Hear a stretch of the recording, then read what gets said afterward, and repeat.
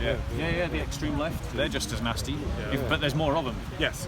And they're just as nasty. The ideology behind that drives that. Yeah, totally.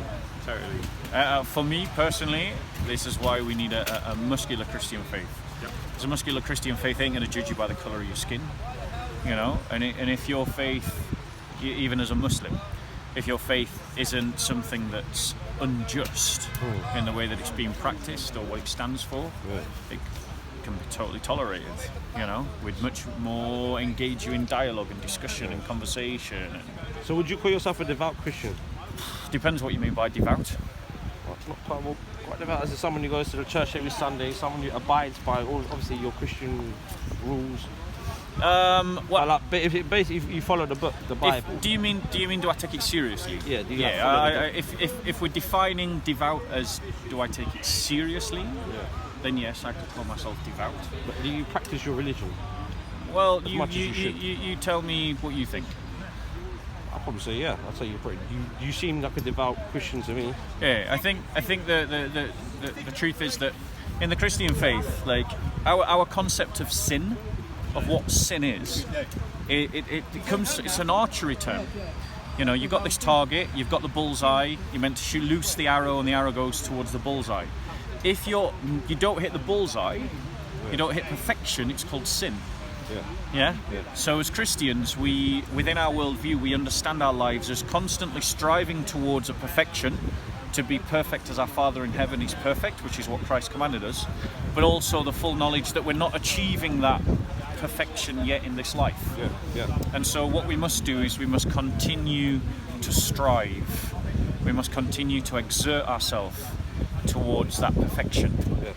You know, through the practice of disciplines like fasting and a regular rhythm of prayer and giving of alms to charity and, you know, maintaining the fellowship and, you know, reading scripture, receiving of the sacraments, and living in community, practicing evangelism, studying the faith. You know, these disciplines help to peg in our life on its course, on its journey towards that Christian goal. But because we always fall short of the glory of God, that then begs the question about what do we do about that problem?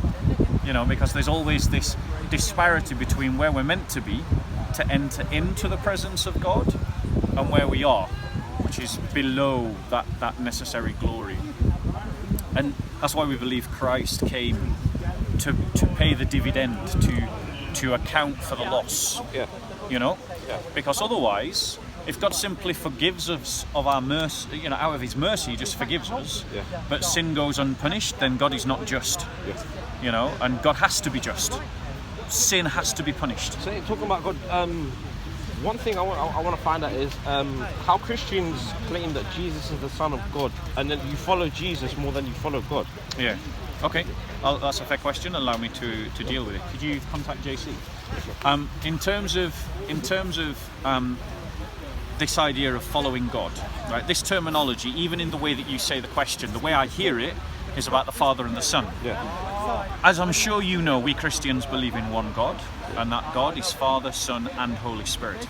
So if we're following Jesus, who is the perfect image of the Father, so much so that Christ himself says, "He who has seen me has seen the Father," then that means when we're following Christ, we are following the very image of God in human form, the very image of the Father in human form. And so by following one, we're following God. So by following Christ, we are following God. Christ himself said that, you know, if you loved the Father, you would love me. If you loved the Father, you would obey me, because I came from the Father. So for us as Christians, there isn't this dichotomy between following God the Father and following Jesus Christ the Son, because to follow one is to follow the will of the other. And so what do you think about when the Muslims, they claim that Prophet Isa alayhi salam, Jesus is our prophet? I believe that the Isa that Muslims claim to believe in has no historical connection to the real person of Yeshua, Jesus Christ. The Quran, the Jesus of the Quran is a figment of Muhammad's invention. Because when you look at the historicity of the claims that are made in the Quran and the claims that are made in the Bible, only the claims that are made in the Bible have any kind of connection to history. And I'll give you some examples to that. So, you look at the claims made in the Quran, you would believe in a prophet who was born of a virgin, who was never crucified, who was raised up to heaven, who taught Islamic Tawhid. Yeah. Okay? In history, outside of this claim in the Quran, we find no evidence for this person or this movement at all. We have no evidence of an Injil, an Islamic Injil. Yeah. By contrast, Christians believe that Christ was born of a virgin, that he was God incarnate, that he was crucified, and that he rose again from the dead. Yeah. Now, when we look at history, Yeah. when we look at the historicity, we look at Josephus, we look at Sartorius, we look at a number of other ancient historians who are not Christians. They talk about these events. They talk about this person. And they talk about this group called Christians. Yeah. So, this claim made by Muhammad is a fiction, Right. and it contradicts all the available historical evidence. Right. Fair enough. Now let me ask you a question. If you were to weigh up two positions, okay, and the evidence clearly supported one position over another, as a man of rationality, as a man of understanding, as a man of courage and conviction, which of those two positions should you follow? So I personally follow the position of my religion, which in believing that Isa al-Islam, Jesus, is our prophet. Yeah, but if the position itself is contradicted by all the evidence, are you not obliged to discredit the position and take on a new position? I could be, or is it just blind faith for Muslims? It's not blind faith. It's just, where's this information? Where's it come from? How is your information credible? This is a good question. So let us deal with that question. Let's deal with it in terms of the claim that Christ was crucified. Yeah. Now you know the claim of the Quran. Yeah. They crucified him not, only it was made an appearance to them. That's the claim of the Quran. Right. Okay. You know what the claim of the Christians is? Christ was crucified. Yeah. Yeah. Okay. Now, in terms of looking for evidence outside of your religious books and outside of my religious books, yeah, we can look at the historians that were around at the time, Jewish historians, Roman historians. These people, they were against the Christian faith, so they have every reason to discredit the Christian faith, okay? And to discredit Christian claims. But the claims that they make, Josephus wrote, and he wrote in between 37 AD and 120 AD. Bearing in mind, Christ was crucified 30 AD, there and thereabouts. In his book Antiquities, book 18, chapter 3, part 3, he writes, and also in book 20, chapter 9, part 1, he describes Christ as the following: one who performed miracles, one who was a teacher, a Jew who had Gentile followers, who was called Christ, Christos, who was crucified under Pontius Pilate, by the leading Jews of his age, who also stoned James because they accused James of being a breaker of the law. Now, in the scriptures it says James was stoned. It says Christ was crucified. And Josephus, a Jewish historian who has every reason to attack the Christian faith, is confirming what we believe and disconfirming what the Quran claims. So do you believe Jesus was a Jew? Yeah, of course he was. And how can you call yourself a Christian if you believe he was a Jew? Then okay. Why wouldn't you not call yourself Jewish? So that's a good question. It deserves an honest answer. What is it to be a Christian? Yeah.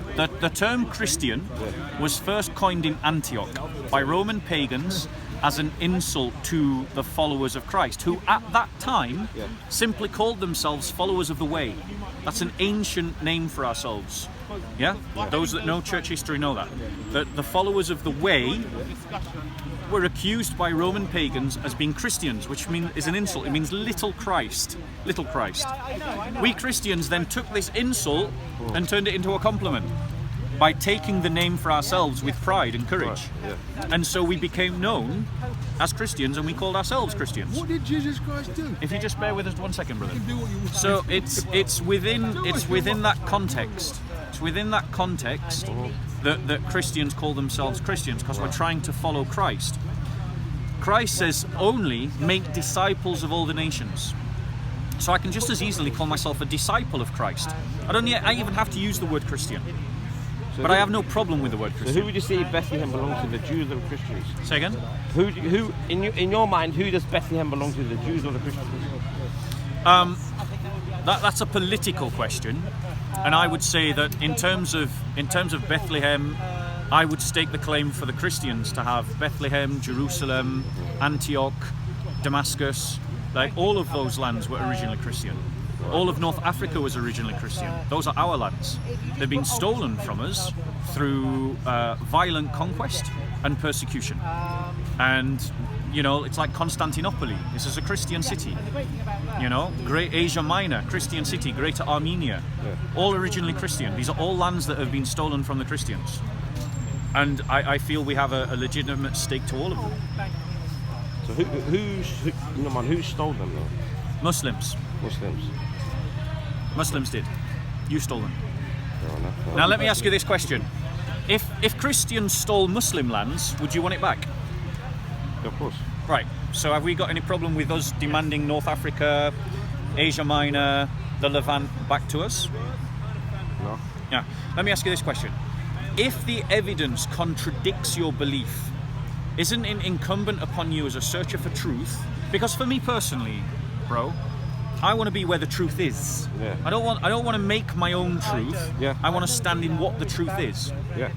And if all the evidence points towards the truth, a truth, then that's where I want to be. Now, your beliefs contradict all the evidence. It's incumbent upon you, if you're genuinely seeking to stand in the truth, to change your beliefs to where the evidence leads you. And the evidence leads you outside of Islam. Seriously. Yeah? I'll give you another example. So I gave you Josephus. Sertorius was writing between 69 and 140 AD in his book, The Life of the Caesars. And he was writing about Claudius and Nero. Okay? These were Caesars around the time of Christ and just after Christ.